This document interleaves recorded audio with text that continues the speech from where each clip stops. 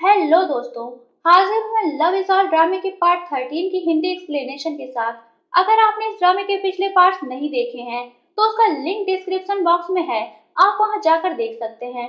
इस ड्रामे को कंप्लीट करने की आप लोगों ने काफी ज्यादा रिक्वेस्ट की है, तो अब देखना ये है कि आप लोग इस ड्रामे को कितना ज्यादा सपोर्ट करते हैं। वीडियो को स्टार्ट करने से पहले मैं बता दूं कि इस वीडियो का लाइक टारगेट है 500 लाइक्स, तो जल्दी जल्दी इस टारगेट को कंप्लीट करिए ताकि आगे के पार्ट्स को अपलोड करने के लिए मुझे मोटिवेशन मिल सके, क्योंकि आपका रिस्पॉन्स ही हमारा मोटिवेशन है।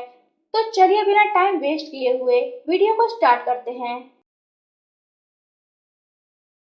तो पिछले एपिसोड में हमने देखा था कि जूदा कॉन्ग लिंगिन को वापस ले जाने के लिए तैन तियान की हेल्प लेने के लिए आता है और उसे रिश्वत देने की भी कोशिश करता है, पर तैन तियान उसे तियांग जियांग क्लब को दोबारा ओपन करने और उसे रिश्वत देने के जुर्म में 30 कोड़ों की सजा देता है, जिस पर लिंगिन खुश होती है। पर जूदा कॉन्ग कोड़े खाने के बाद भी हार नहीं मानता और वो जाते जाते लिंगिन को दोबारा उससे शादी करने और घर वापस चलने के लिए कहता है, जिस पर लिंगिन उसकी अच्छी तरह से पिटाई करके वहां से चली जाती है। नेक्स्ट डे तैन तियान जूदा कॉन्ग के आने पर काफी परेशान होता है, तो साओफेंग उससे कहता है कि अगर तुम एडवाइजर को पसंद करते हो तो तुम्हें ये बात उसे बता देनी चाहिए, वरना कहीं ऐसा न हो कि वो जूदा कॉन्ग के साथ वापस चली जाए। इस पर तैन तियान घबरा कर कहता है कि वो ऐसा नहीं करेगी, वो जूदा कॉन्ग को पसंद नहीं करती। इस पर साओफेंग कहता है कि अभी वो जूदा कॉन्ग को पसंद नहीं करती, पर जूदा कॉन्ग की लगातार की जाने वाली मेहनत कहीं उसका माइंड न बदल दे। ये सुनकर तैन तियान बिल्कुल घबरा जाता है और वो साओफेंग से पूछता है कि फिर मुझे क्या करना चाहिए। इस पर साओफेंग उसे सजेस्ट करता है कि एडवाइजर को खाने पीने की चीजें ज्यादा पसंद है, इसलिए तुम उनके लिए खाने पीने की चीजें भेजो। तैन तियान को साओफेंग की ये बात समझ आ जाती है। इधर लिंगिन अपने भाई के साथ बैठी लंच कर रही होती है, तभी वहां जूदा कॉन्ग अपने होटल से खाना लेकर उसके पास आता है और वो भी वहीं बैठ जाता है। उसे देखकर लिंगिन को गुस्से और नफरत का दौरा पड़ने लगता है। जूदा कॉन्ग उसे कहता है कि आज से तुम लोगों को खाना बनाने की कोई जरूरत नहीं है, मैं डेली तुम्हारे लिए होटल से खाना ले आऊंगा। लिंगिन कहती है कि मुझे तुम्हारा सड़ा हुआ खाना नहीं खाना, तुम उठो और यहाँ से दफा हो जाओ।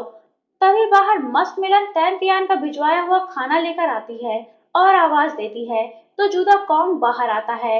मस्त मिलन उसे बताती है कि हमारे मजिस्ट्रेट ने एक कस्टर्ड बनाया था और उसे एडवाइजर के लिए भी भिजवाया है। वो जूदा कॉन्ग से ये भी कहती है कि मैंने सुना है कि आप हमारे एडवाइजर के फियांसे हैं, पर एडवाइजर आपके साथ नहीं जाना चाहती। कहीं ऐसा तो नहीं कि वो हमारे मजिस्ट्रेट को पसंद करने लगी है। इस पर जूदा कॉन्ग कहता है कि मेरी लिंगिन ऐसी बिल्कुल भी नहीं है। इतना कहकर वो उसका लाया हुआ कस्टर्ड वाला बॉक्स लेकर लिंगिन के पास जाता है और उसे बताता है कि ये एक कस्टर्ड भी मैंने तुम्हारे लिए अपने होटल से मंगवाया है। इस पर लिंगिन उस कस्टर्ड को चॉप स्टिक से पूरा बिगाड़ देती है और जूदा कॉन्ग उसे तैन तियान के पास वापस भिजवा देता है, जिसे देखकर तैन तियान को गुस्सा आता है। मस्त मिलन अपनी तरफ से भी मिर्च मसाला ऐड करके वहाँ हुई सारी बातें एक्सप्लेन करती है, जिस पर तैन तियान को और भी गुस्सा आता है। इधर जूदा कॉन्ग अपने होटल वापस आकर लिंगिन के रूड बिहेवियर को सोचकर रो रहा होता है और अपनी फ्रस्ट्रेशन ग्रीन अनियंस पर निकाल रहा होता है। तभी वहां अर्तोंग आता है और कहता है कि अगर आप इसी तरह अनियंस को काट डालेंगे तो होटल में पकाने के लिए अनियंस नहीं बचेगी। वैसे भी हमारे होटल का कारोबार कुछ अच्छा चल नहीं रहा है।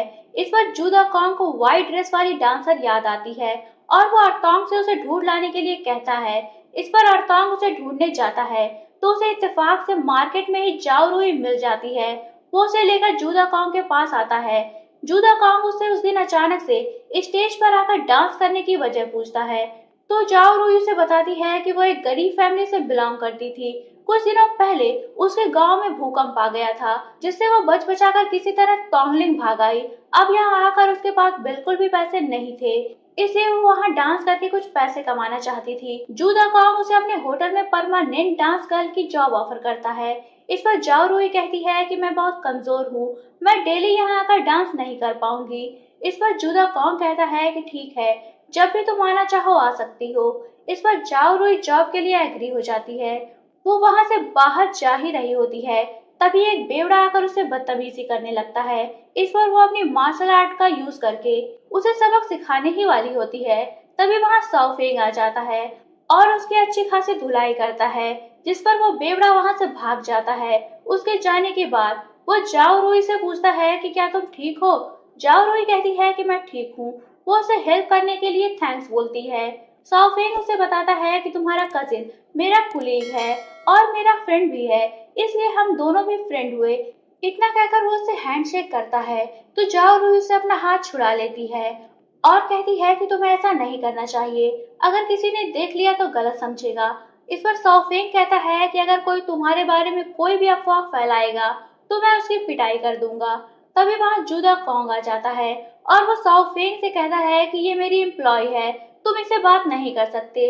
अगर तुम्हें इससे बात करनी है तो तुम्हें 500 टेल्स देने होंगे। ये सुनकर साओफेंग शॉक्ड हो जाता है और कहता है कि ये तो बहुत ज्यादा है। जूदा कॉन्ग कहता है कि फिर ठीक है, तुम यहाँ से जा सकते हो। इस पर साओफेंग जाओ रूई से कहता है कि तुम मेरा इंतजार करना, मैं पैसे लेकर आता हूँ। जूदा कॉन्ग उससे इंतजार करने की भी फीस मांगता है। तो साओफेंग उसे अपने पास मौजूद माउंट टियानमो पर मिला सोने का टुकड़ा देता है और वो कुछ पैसे जाओ रूई को भी देता है। जाओ रूई उसे लेने से मना करती है पर वो उसे पैसे देकर बाकी के पैसे लेने चला जाता है। इधर काउंटी ऑफिस में सिजाओ के magistrate song England previous magistrate के गोल्ड माइन वाले केस के बारे में इन्वेस्टिगेशन करने आते हैं।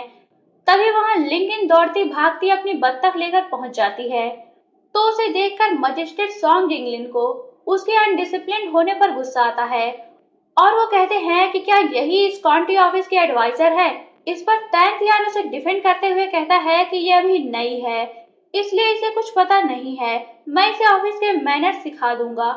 मजिस्ट्रेट सॉन्ग इंग्लैंड वहां सैंची के सर्वेंट्स को बुलाकर पूछताछ करते हैं और फिर वहां से चले जाते हैं। उनके जाने के बाद अपनी इंसल्ट पर भड़की हुई लिंगन भी अपना गुस्सा कंट्रोल करते हुए वहां से जाने लगती है। तो तैंतियान भी उसके पीछे जाता है।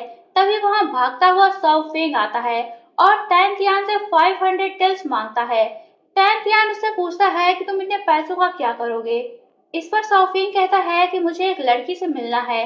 इस पर तैंतियान उसे पैसे देने से मना करता है तो साओफेंग उससे लिपट जाता है और उसे पैसे देने की रिक्वेस्ट करता है, पर तैंतियान किसी तरह से जान छुड़ाकर वहां से चला जाता है। तो साओफेंग भी उसके पीछे जाता है। यहीं ये पार्ट एंड होता है।